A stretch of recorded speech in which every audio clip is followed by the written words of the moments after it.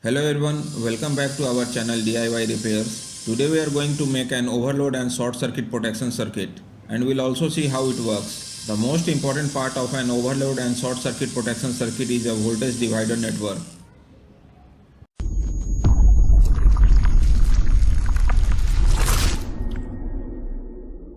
Let us understand this through an experiment.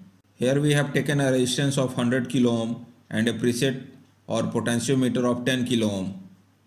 Let us connect these two in series and make a voltage divider network on the breadboard.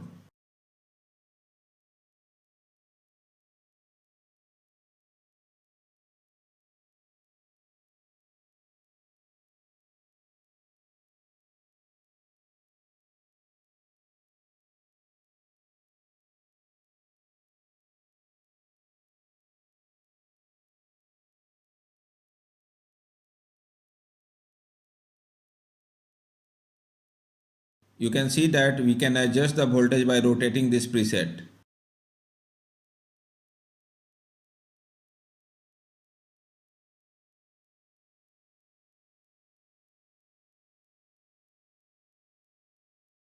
Here we have set the preset to 0.8 volt.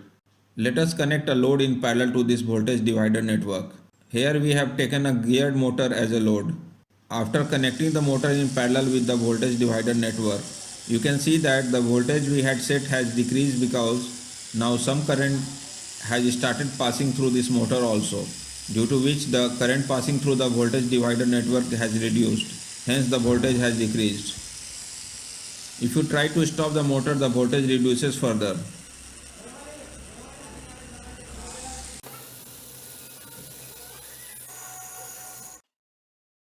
Let us use an NPN transistor as a switch. Let's connect the voltage coming from the voltage divider network to the base of the transistor. Now connect the emitter of the transistor to the negative supply of the battery and the collector to the positive supply through a LED and a 1.2 kilo ohm resistor in series. Since the base of the transistor is getting more than 0.65 volt, the transistor has turned on and the LED is glowing. Let's reduce the base voltage from the preset. You can see that after reducing the voltage, the transistor has turned off. Let us turn on the transistor again by increasing the base voltage and connect the motor in parallel to the voltage divider network. You can see that as soon as the motor was connected, the base voltage dropped below 0.65 volts and the transistor turned off. Overload or short circuit protection circuit works on the same concept. Let us see its circuit diagram. This is the circuit diagram of 12 volt overload and short circuit protection. In this circuit, 12 volt supply will be given from here and load will be connected here. This is the voltage divider network. By rotating this potentiometer or preset, the base of this transistor can be given between 0 to 1 volt. To make this circuit more sensitive, you can replace this potentiometer with a multi-turn potentiometer. Here the positive supply has been kept common. Negative supply is given to the load through this relay. The load will get negative supply only when the relay is on. When the relay is off, then the red LED will light up, and when the relay is on, then this green LED will light up. The relay can be turned on with this push button. As soon as the push button is pressed, the circuit of the relay coil will be completed and the relay will turn on. As soon as the relay is on, this transistor and this voltage divider network will start getting negative supply. Keeping the push button pressed, this preset or potentiometer has to be rotated and set in such a way that the more than 0.65 volt is received at the base of the transistor and the transistor turns on. You can release the push button as soon as the transistor turns on. Since the relay now get negative supply from transistor, so it will remain on. As soon as the relay turns on, negative supply will start coming at the output. When a load is connected to the output, this load will be connected in parallel to this voltage divider network, due to which the current passing through the voltage divider network will decrease. Due to less current, there will be voltage drop here, as you have seen earlier. Here, if the voltage drop below 0.65 volt, the transistor will turn off, and so will the relay. As soon as the relay turn off, supply to the load will stop. Similarly, when there is a short circuit on the output, then no current will pass through the voltage divider network and the base of the transistor will get 0 volt and the transistor will turn off as well as the relay. Let's build the entire circuit on this breadboard. This is a 12 volt relay. We connected a wire to the common pin of the relay which will connect to the negative supply.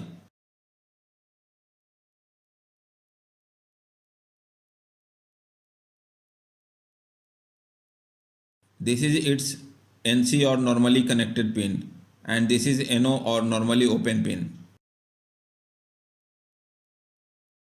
Let's connect it on the breadboard according to the circuit.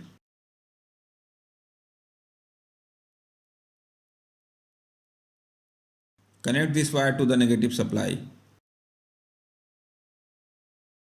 Connect the negative pin of the red and green LED to the NC and NO pin of the relay respectively. Connect the positive pins of both the LEDs together to the positive supply through a 1.2 kilo ohm resistance. Now connect the emitter of the transistor and this preset to the NO pin of the relay. The negative supply of the output will come from this point. Now connect this push button switch to the negative supply and the collector of this transistor.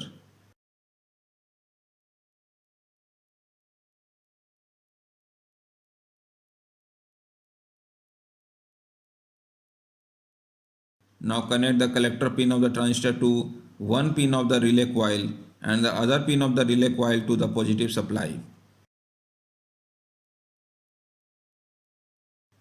Here we have taken a 12 volt adapter for power supply.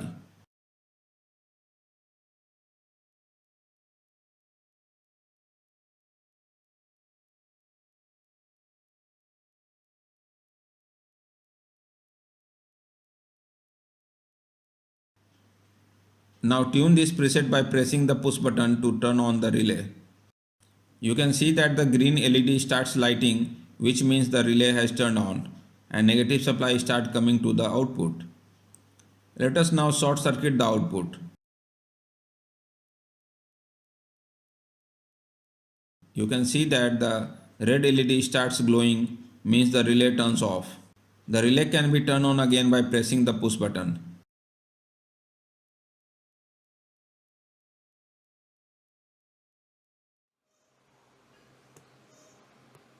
Now let's connect the load or motor to the output.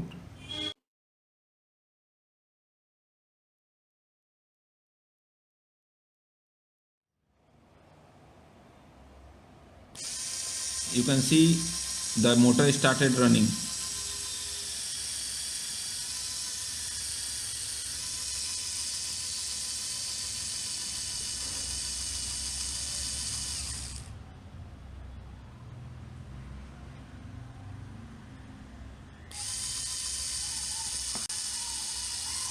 Now I am trying to stop the motor or rather overloading it. The relay turns off.